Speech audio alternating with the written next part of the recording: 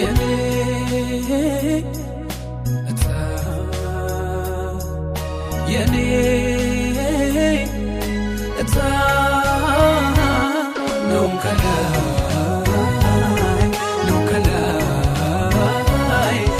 ከላይ የመጣ ነው ከላይ ከሰማይ የመጣ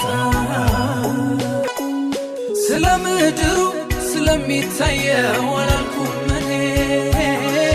ሰው ከሚያስበው በርግጥ ይለያል የኔ ስታይ ወጣልኝ ብዬ አፌን ሞልቼ ማውራ ወጣ ጌታ ኢየሱስ ነው